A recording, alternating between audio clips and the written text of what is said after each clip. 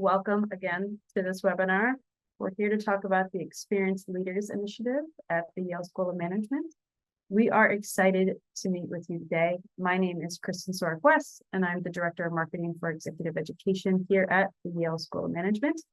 On the call with me today is Joanne Legler, Executive Education Senior Director of Learning Partnerships, as well as Kelly Jessup, Assistant Director of Digital Learning. At Executive Education, just to give you an idea of our different roles, Joanne is a wonderful advisor, often the first person prospective participants speak with when they learn about our programs and try to understand if it's a good fit for them. And Kelly helps to design, develop, and deliver our digital programs in our portfolio, including the Experienced Leaders Initiative, the very program we're here to talk about today. Between the two of them, they are here to share their insights and answer your questions. Joanne is intimately familiar with the ELI application and the application process, and Kelly knows the program's design, format, everything inside and out. So we'll begin this webinar by reviewing our vision for ELI, its design and its curriculum. We'll explore how the design of it influences the experience of the learner, elegantly guiding participants through the material, advancing personal growth, and building community. Then we'll move on to reviewing the application process and timeline, as well as the components of the application. Joanne will also share some helpful guidance on preparing to attend the program should you apply and be accepted. So moving on to a few housekeeping items before we kick things off. We are expecting this webinar to last about 45 minutes. We are recording this webinar, and we will be distributing the recording afterwards to all registrants. And while we will be distributing the recording, we will not be distributing the slides. We encourage you to ask questions and comments throughout the webinar using the chat and Q&A features. All of us will be moderating the chat and Q&A, and we will also be moderating the chat. And I wanted to also name our Executive Education colleague, Rachel Mileto, as she will be moderating the chat as well. Rachel, if you can give a hi and hello in the chat to let people on the call know you're there, I'd appreciate it. Hi, Rachel. Thank you. We will be answering some questions along the way, like ones that are a little bit more tactical in nature, ones that we can answer quickly, such as, what are the program dates again? Can you remind me? I missed that part. If the questions are meatier and we sense that it would be best answered verbally on the call, we're going to save it to the very end. We have plenty of time reserved, and we'll answer it then, along with any questions that might come up at that time as well. So without further ado, let me welcome Joanne and Kelly. Hi, ladies. I believe we're going to kick things off first by just reviewing briefly our agenda. As I touched on earlier, we have our ELI, the program overview, and a review of the ELI curriculum theory and design, the program's curriculum and pillars, application components, process and timeline for the application, preparing for ELI, and then next steps in our Q&A.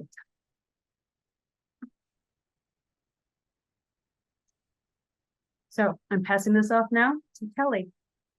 Hey, thanks so much, Kristen. Thanks for that great introductions and for getting us all set up. So hello, everyone. And once again, I'd just like to welcome you and thank you for joining us today. I'm really happy to be here today and to share some details about the Experienced Leaders Initiative. So as a place to start, I wanted to share some of our why for creating this program. Navigating post-retirement life is something we kept hearing about as a need. And as we expand from a traditional executive education portfolio to one that supports the whole life and career of leaders, we felt a program like this was a good fit. So we conducted market research. We engaged in a thorough audience analysis where we surveyed and interviewed a number of people identified as our target audience, people we imagine would want to be in a program like this.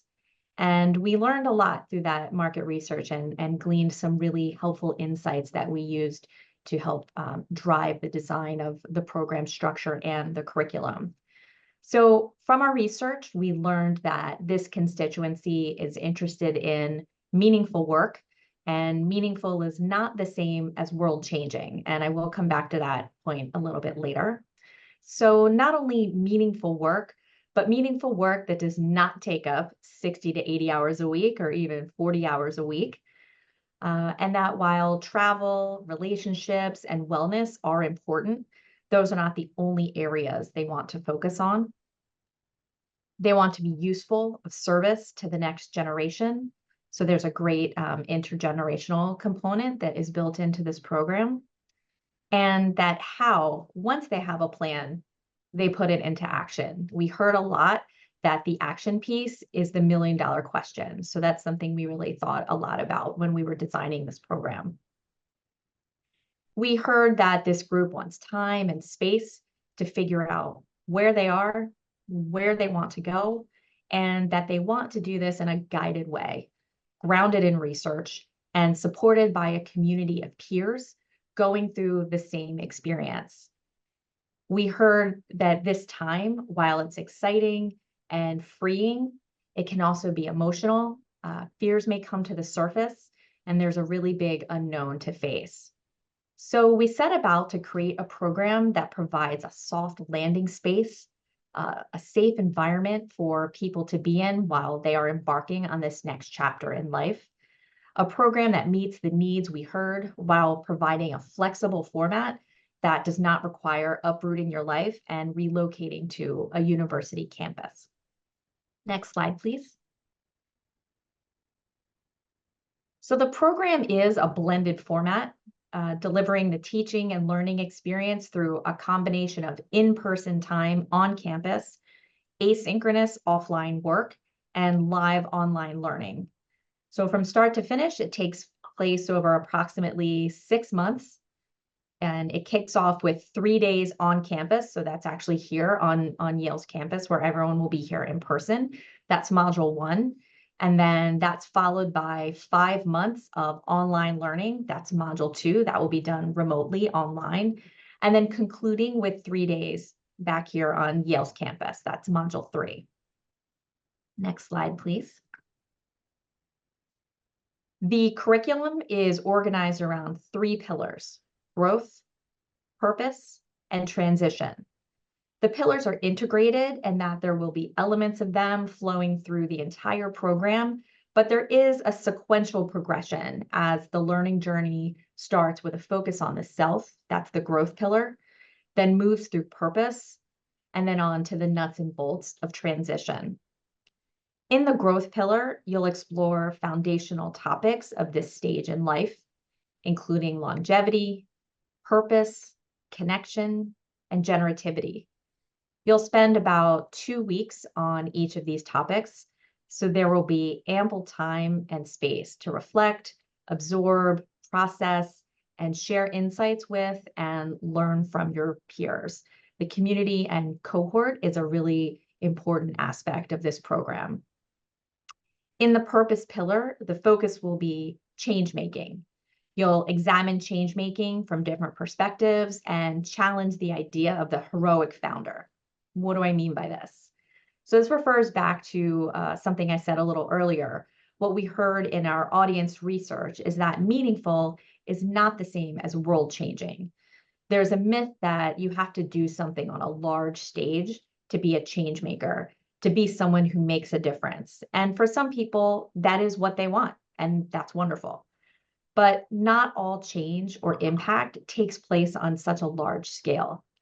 We wanted to create a program that values both ends of that spectrum and everything in between, where you can identify what it is that really lights you up and create a plan to start moving toward it. The third pillar then moves into the nuts and bolts of transition. What I really need to know, be prepared for while making this transition. What resources do I have, both internal and external? What kind of support will I need? In these weeks, you'll hear the real from people who have been through it, what they learned, what the challenges were, how they overcame them, and how they got to where they wanted to be. You'll also have some curated opportunities to connect to organizations with an interest in engaging and supporting our fellows. Next slide, please. At a broad level, Module 2, that's the remote module, is structured so that there's a live online session with one of the faculty directors every other week, alternating with a live online session conducted by a program facilitator. So every week during the Module 2, which is the remote module, there will be a live online session taking place where everyone will come together synchronously in the same place at the same time. And a typical week consists of about 4 to 5 hours of learning. That time is a combination of the live online session, some curated multimedia, such as videos, podcasts. In many cases, these will be with Yale faculty from across the university. Of course, we are, very happy to engage with our School of Management faculty, but we really also are looking across the university to bring in experts from all disciplines all across the university. And then also some readings. Throughout, there will be guided writing assignments that drive productive self-reflection. Across the whole program, there will be a couple of faculty design projects. There's a group project. Another project will help you expand your ideas of what you want to do next. And another project will help you create that robust plan of action for how you want to get there. So I hope this overview and peek into some of the content has been helpful. And so now I'd like to turn it over to my colleague, Joanne, who will share some more information about the application process. Perfect. Thank you so much, Kelly. Thank you, Kristen, for hosting us, and thanks to everybody who's joined us today. The application itself for the ELI program is fairly simple. We're definitely not trying to trip you up or trick you. This really offers us wonderful insight into your career experience, where you are now, and what your motivation and goals are for the program. So to that end, like I said, the application really is fairly simple and it shouldn't take you very long. But we do want you to spend time being thoughtful and reflective and telling us more about yourself. The application itself can be found online on our website, probably into a link in any of the many emails that we have already sent you about the program. If you have any trouble finding that, you just let us know. We're happy to send you in the right direction. The application form itself is a sort of a one-pager. It asks, of course, for some pretty basic personal information about yourself, your education, your career path to date, where you live, your email address and phone number. So those items should take you really no time whatsoever. You may even find them being pre-filled if that's something that you're pretty used to doing on your own machine. Really, where you'll want to be spending the bulk of your time is on the 3 short essays that we're asking you to reflect upon. Again, we're not trying to trip you up or trick you in any way, but we do ask that you take some time to be reflective, answer the questions that are asked, not the ones you wish we asked, or maybe the information you wish to tell us. Everything we do is really purposeful, and so we do encourage you to answer the questions that are asked, as silly as that sounds. Sometimes people go off in different directions. I also encourage you to think about our application and our essays in particular holistically. So rather than just answering each essay on its own, read them, think about them, maybe make some notes, and then after you write each section or each essay, maybe go back and make sure that they're sort of telling a holistic and coherent story, and make sure you're not repeating yourself anywhere. There are only a couple of essays, but they are meaningful, and so important that each word counts and says something about you that we can use to learn more about your candidacy and your experience. The questions themselves, again, pretty straightforward. We're really asking first and foremost for us to tell you about your why. So we've told you what our why is, what's yours. Tell us more about who you are. Tell us about your motivation for this program. Tell us what your goals are. Anything that sort of makes sense for you as part of your story into how you came to find the ELI program to begin with. What have you been thinking about? What's on your mind? And what brings you to us? What about this program in particular interests you? And don't worry, you don't have to go into too much detail or necessarily be an expert on the program, but tell us a little bit about why this program, and not necessarily in comparison to others, but from the research that you've done on the Eli program, as well as other research on programs like it, what about this one excites or inspires you? Why does this one seem like the right choice? Maybe it's format, maybe it's the fact that it's flexible, maybe it's the fact that we do offer this wonderful time on campus here at Yale. But tell us a little bit about what makes sense for you, and it could be anything. There are no right or wrong answers to that one. You will note that we also offer an optional essay. It is truly optional. If you feel like you've got something else to say that doesn't nicely fit within the essay topics prior to that one, no problem. A few short sentences about whatever it is that you think may be meaningful. Happy to hear it. And that's it. So again, take some time. I know it sounds silly. Make sure it's spell checked. Perhaps even give it to somebody else to have a quick look over. Make sure that it not only makes sense, but that it sounds like you and is authentic as well. We're also going to ask you a little bit about what you have to offer the cohort, what unique thing about you, whether it's personal, professional, a little bit of both, would make you an interesting person to know, to get to know, and to have in the program. What is it that you're excited to share with your classmates? I think it goes without saying that this is definitely a kind of program that you'll take away as much as you give, so that enthusiasm, that excitement for being part of a unique cohort is important for us to know more about. What do you have to offer? We know how much you're going to take away from it. What is it that you think you can play a part in as part of a cohort? Lastly, dig it out, find that resume. If it's been a minute since you've seen your own resume, or you don't even have one anymore or haven't had one, it is important for us to see that. If you do have one, great. You may have to go through the depths and dig it out, and in doing so, polish it up. And really what I mean by that is make sure it's up to date, make sure it has your most recent work experience, whether that's in the past or your current work experience. It really helps us to understand the timeline of your career path. So a resume is really a history of who you are professionally speaking, and it's really helpful for us.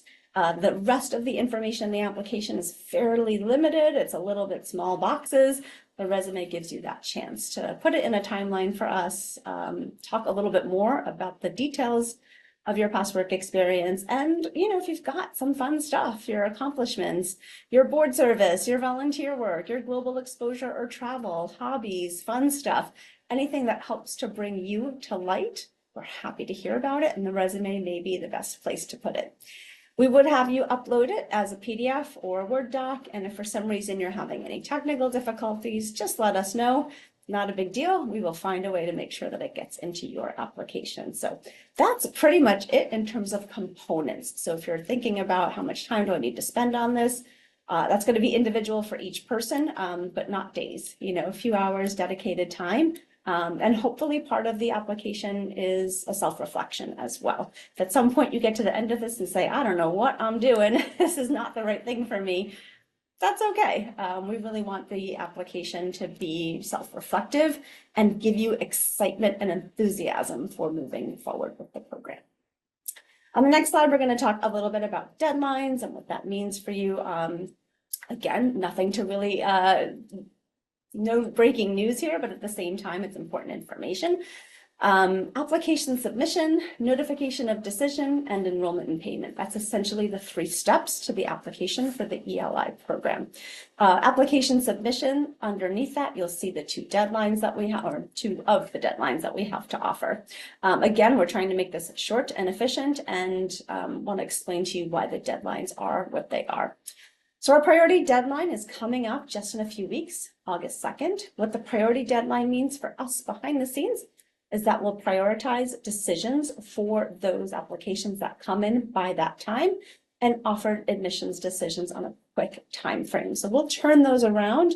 So thank you for being on top of it and being early in the process, and we will turn around and try to get you that information as soon as possible, right after we finish reading your application.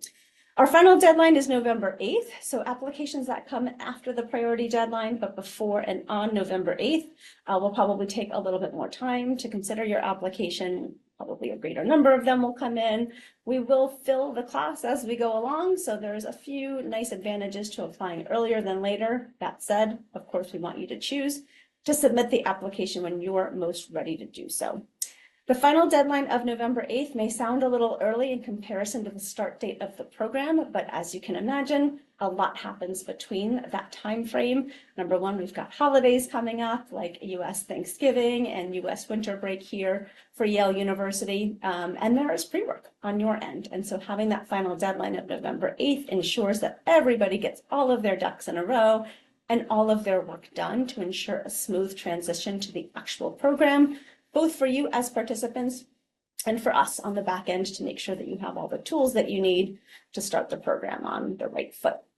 The notification of decision, so Kristen, if you can pop that up, thank you, is on a rolling and frankly, like I said, space available basis. So again, at first, we probably have all kinds of room. We'll try to get back to you quickly, and availability for space is pretty good early on in the process. As we go along, we will continue to render admissions decisions, let you know. Should for some reason the program sell out before the final deadline, we're happy to let you know. We don't see that happening. It hasn't usually happened in the past, but we always want to put that caveat out there.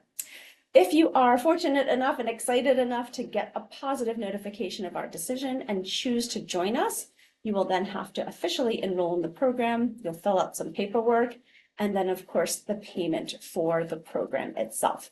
So payment is due within 30 days of your admission decision being rendered to you.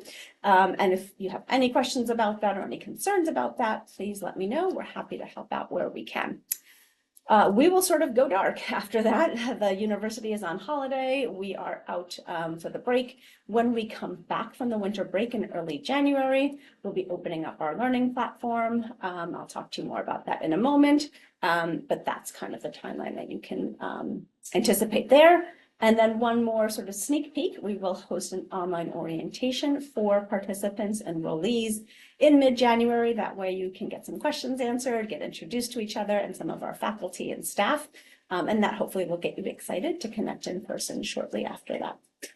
Okay, let's talk a little bit about how to prepare more for the program necessarily than the application process, though they do kind of overlap a little bit. So the first point, we did talk a second ago about pre-work, and so that's our first bullet point. What does that mean? Well, stay tuned, but in past programs that we've offered here in executive education, definitely some reading, perhaps some videos, surveys, reflections, as Kelly talked about, maybe some written work. Not a lot of time, but a really nice warm-up for the work to come in the upcoming modules. The second point I would make to you is to think really hard about your goals. Maybe they've changed, maybe they've shifted, maybe you've gotten to know about the program a little bit more. So consider what that means. And the reason I mention it is, what do you want to take away from the program? And how are you going to think about how to make that happen in the weeks prior to the program starting? You know, Kelly and I talked a little bit about in the past, some folks were coming to us saying, I don't really know what those goals are. I'm not really sure what my plan is. That's okay. This is all about trial and error, reflection, changing our mind, being inspired, being excited, and gaining enthusiasm from others in the cohort. So don't worry about it too much, but I don't want you to come in cold. I want you to come in thinking a lot about what's meaningful to you, what this transition means to you, and what you want to use the program for in order to meet those goals. So the next thing is a little bit about time spent away and time spent with us. So these next two bullet points are about time management. The time spent on your own in Module 2 will be yours to manage. Of course, Kelly, the rest of our delivery team, our faculty will be giving you all sorts of suggestions. Maybe you need 5 hours on this, maybe you need 2 hours on that, but really do think about that time. So frankly, it's time to get your act together for those months that you will be part of the program, or maybe even for the whole next year. How will you possibly need to restructure your time during Module 2 when you're sort of on your own? We're doing things asynchronously and live online, but still the expectations are clear. If you're working, how are you going to create that time for yourself? What obligations might you have, either professionally or otherwise, at home? What are you responsible for in your physical space to care for those that you love, and vice versa? And how can you make sure that you're still meeting those obligations, expectations without frustration on your end or resentment from others? What big family events can you anticipate happening or are already on the calendar that you might have to get creative about working around? So that's something that I would think about pretty heavily. Make sure that you've looked at your calendar and make sure, frankly, that the dates work. The next bullet is really about the time that you're away from home during modules 1 and module 3. That's when you'll be here with us. Again, what does that mean for you? Do you have time to get here the day before the program begins so you can get over your jet lag, get set up in your hotel room? You will be maybe away from home. What does that mean? Again, from a time management perspective, responsibilities perspective. So all of these things are going to impact not only you, but others around you. So time to start thinking about what that could look like. And then finally, travel considerations. Some people are close by, some people will be coming from much further away. We're going to do our very best to make sure that all of that is a smooth transition on your end. Again, small things that might go unnoticed until the last minute. Do you need a passport?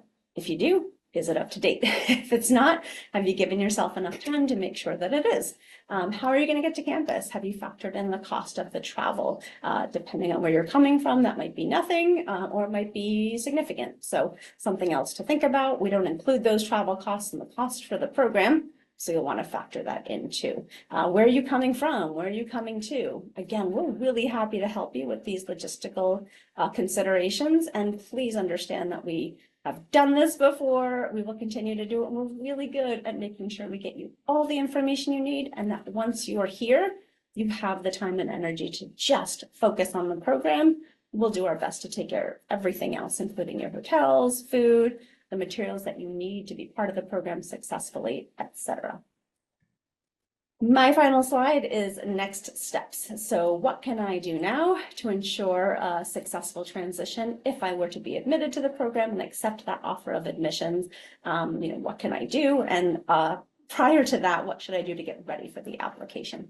So number one, you'll definitely, if you haven't already, want to review our wonderful website, learn more about the program. On the website, the second bullet here, download the brochure. I'm sure you've done all of these. You probably wouldn't be here now if you hadn't already, but not a bad reminder that those resources are here for you. And as we have additional information about the program, we will add it there in addition to other places. You can always ask us if you have any questions about that.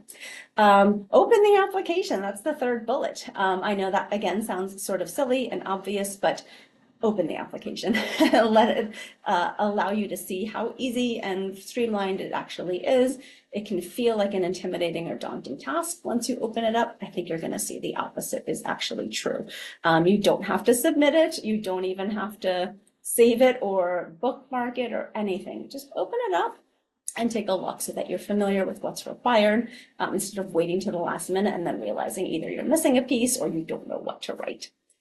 The next two bullet points can probably pop up at the same time because this is really, again, about time management and saving the dates. All the information about the dates is on our website in the beginning of the webinar as well, which we're recording. You can rewatch it anytime you like. Not only the dates for the on-campus module, making sure that we're saving time on either end to travel back and forth from home, and the live online dates as well. I would say again, I'm beating a dead horse. The next bullet is about consideration of how to structure your time.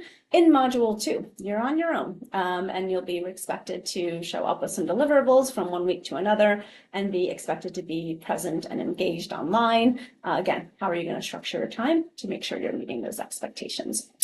Something a little different, if you haven't already seen our last webinar, it's a fireside chat with our 2 faculty directors. It was great. So I would encourage you to go back and watch that or watch it again. It's a little longer than this one will probably end up being because we just couldn't stop talking about the program.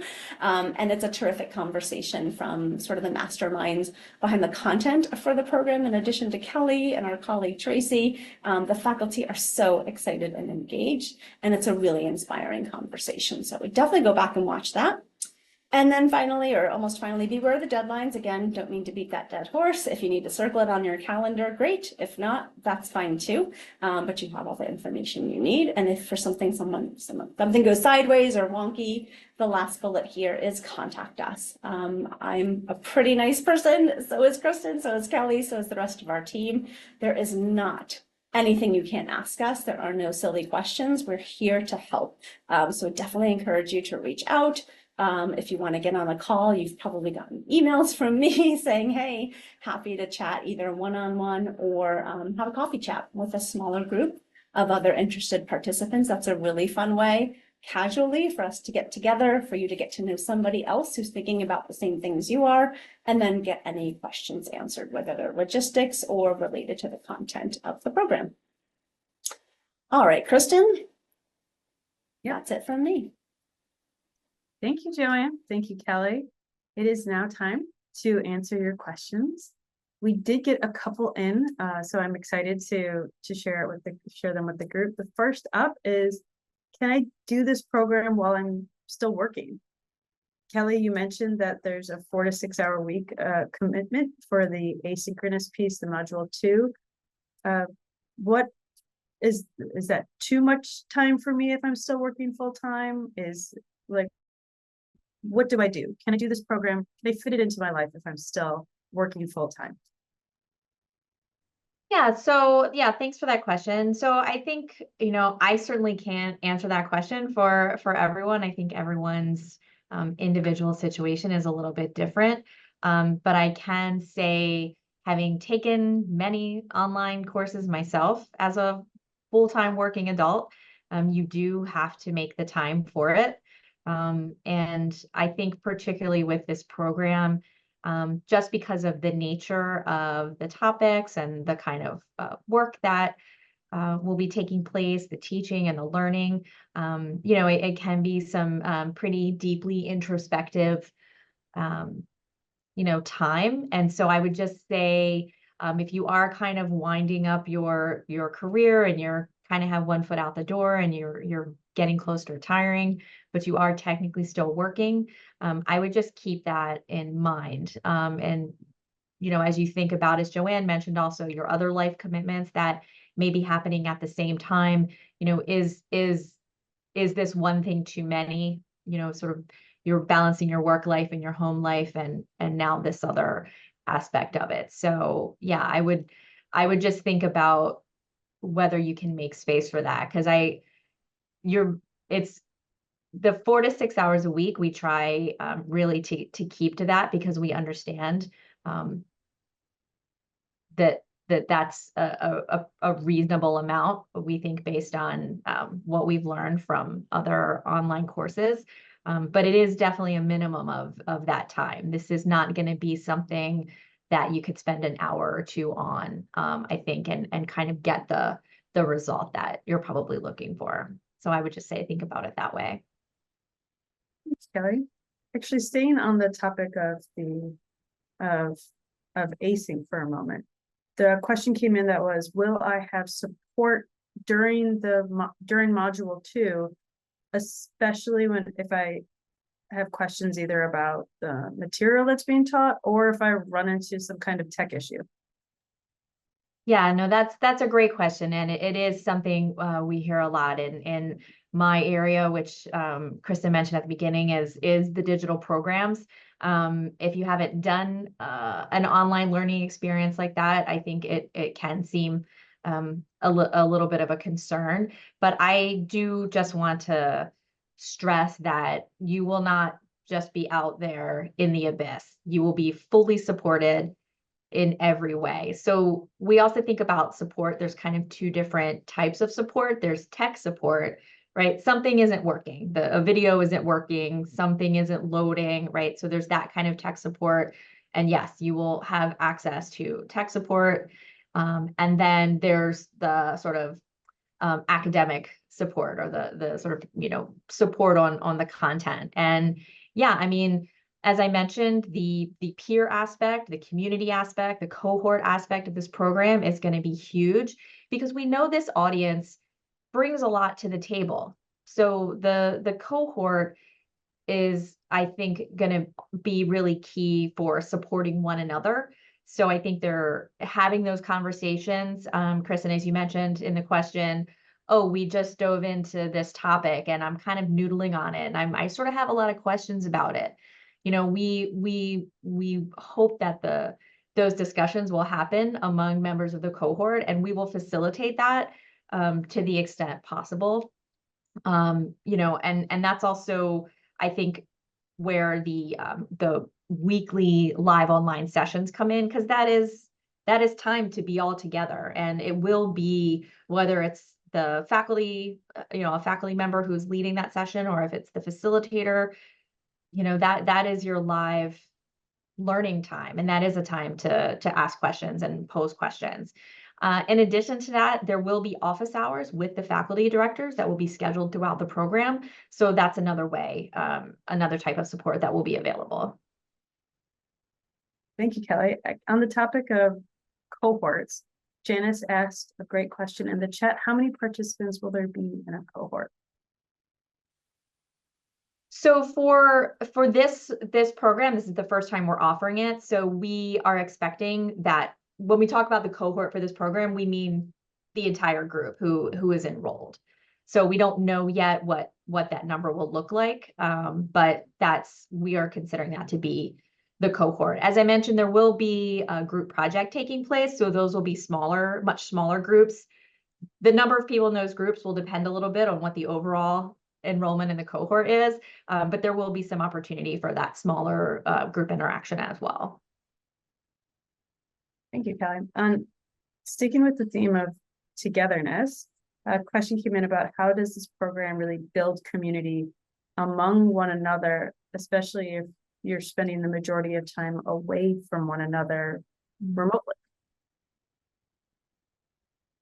Yeah, so I would just say that community can exist in a way that is not defined by space and time, right? You don't have to physically be in each other's presence. And you don't have to necessarily, even if you're not physically in each other's presence, let's say you're online together, that also doesn't have to happen at the same time to have a sense of community. I think what needs to be in place is building those strong connections. And that is something that we will be starting even before everyone comes to campus. That's one of the reasons why, for example, we have the group project taking place pretty early on, because that will help, I think, help everyone get to know each other. The time on campus together, those on campus days are intense in a good way. And we've learned through other online on-campus programs that we've done that people really do forge bonds very quickly. So I think at that point, then it's really about nurturing that. And that's also another reason why in the off-campus portion of the program, we wanted to have, at a minimum, every week, an opportunity for everyone to come together. So the community is a very important aspect of this program, because, as I mentioned, one of the things that we heard a lot in our market research, and even in the conversations we've been having since then, is that that's one of the things that is really important for people who are in this stage, is to have a network, a group, a support group, a group of peers who are kind of all going through the same thing, so that people don't feel alone and that they don't feel isolated. And that is one of the sort of big design philosophies behind how we designed the structure of the program and the curriculum. Another one, and then I think we're going to answer a couple ones that came in for Joanne with relating to admissions. Do I have to know where I'm going or what I want to do with this third act, this next chapter of my life, before I start the program? I think this this kind of ties into to the questions that are in the application that Joanne was discussing earlier. Like, do I have to know where I'm going before I begin, or can I not know and still get a lot out of this program? Yeah, no, thanks for that. That's a great question. And absolutely not. That's actually one of the goals of the program, is that by the time you would leave the program, you would have a much clearer picture of not only where you want to go, what you want to do, but a plan of how to get there and do that thing, whatever that thing is for you. And I think built into the program is a sense of experimentation, of innovation, of playfulness, just being open to, sort of not only digging into yourself, but exploring, lots of ideas, hearing from other people. There may be things that weren't even on your radar that you never even considered as a possibility for yourself. But when you hear about it in this context, it might spark something. And I fully expect that there will be lots of people who are in a place like that. At the same time, if you have just known for years that there's something that you want to do and you've just been putting it off because you don't have the time, that's great too. It's absolutely fine to come in anywhere along that spectrum. You can have zero idea, you can have a very specific idea. And yeah, this program will work no matter where you are. Sticking with that, we have a webinar attendee who asked what criteria of people or what type of person are most likely to gain the most from this program. So I would say, I think people who know they want to do something, but maybe they're just not quite sure what that is, or even as I mentioned, maybe they kind of know what it is, but they just kind of don't know how to get from where they were, being in this role of, full-time career person. Maybe there were some other responsibilities happening in your life, and now you're at this transition point where all of a sudden this big chunk of time has freed up, and this role, this identity that you've been carrying for, however many years you've been doing it, has now completely changed. So I think if that's where you are in your headspace, this is a great program for that. Thanks, Kelly. I think we have time for at least one of the admissions questions. Joanne, can you field that to us and answer it? Yeah. Sure will. Yep. So I have, I actually will combine them in the interest of time. One person asked me a bit ago about how long before they'll hear back about their admissions decisions. I kind of covered that, but I'll go back to it. And the difference between the deadlines that we have to offer. So the general gist is that we have a priority deadline of August 2nd. We won't make any decisions prior to that. That gives us an opportunity to review all applications that come in by then at the same time, which makes easier work for us, frankly, but is a great way to consider all applications that come in at that point as we can start to build the class out. The difference between the deadlines is the timing, of course. So when you will hear back and how long it might take to hear back. We will commit to making sure everybody hears back from us one way or the other by the beginning of December. Again, that might feel like it's a little quick, or it might feel like it's so far ahead of when the actual program starts. But the work leading up to the beginning of the program, whether again it's travel logistics or thinking about time away from home, is significant. We want to make sure that you have that opportunity to be thoughtful and to enjoy a little bit of that end of year holiday, New Year's celebration. So we'll get back to you no later than that so that you can all hit the ground running, as can we when we come back from the break in the very beginning of January. So that's the difference between our deadlines. It's why we have a final deadline. It's a little less about having a deadline just to force you into it and more about making sure that the preparation, it's about having that December notification is very much about that as well. But don't sweat it too much. If you feel like on August 2nd, you're chomping at the bit between now and then, go for it. We're happy to see your application at that time.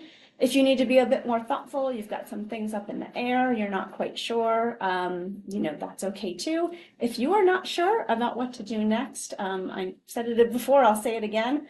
I am more than happy to hop on a call, a Zoom, or to have you in one of my small group coffee chats over Zoom. Thank you, Joanne. Sure. I see we are at time, and so I will start to wrap things up. Thank you all for this wonderful time of conversation, for all of the fantastic questions that we were sent. We are, like Joanne, just to echo what she said, we are looking forward to speaking with you one-on-one. We can't wait to hear your story and answer more of your questions. So please reach out to Joanne. She shared an email address earlier in this presentation, and you will also be receiving the same contact information in a follow-up email after this webinar concludes. In addition to that, my contact information, in addition to Joanne's contact information, as well as additional resources, some of which Rachel dropped into the chat through links. Those links will also appear again in this post-webinar email that will be sent to you soon. One of the links is an invitation to the coffee chat that Joanne just mentioned. It's happening in August. These are opportunities to get together in a small group setting virtually and ask questions and hear other people ask questions and learn from their answers, learn from Joanne. So please take a look at your calendar, see if it's an opportunity for you to log on and join us on August 14th. More information on that and the link to register will be in the follow-up email as well. So again, if you have any questions, please let us know. We're happy to help. We hope to see you in the Experienced Leaders Initiative. As you've heard us say many times, we call it ELI for short. If it happens that it's not the best fit for you, we hope you do find the best next steps for you. That's ultimately what we are here to do, is help you discover what your potential next steps could be. So with that, thank you for sharing your time with us today, and we hope you enjoyed the webinar. Have a great day.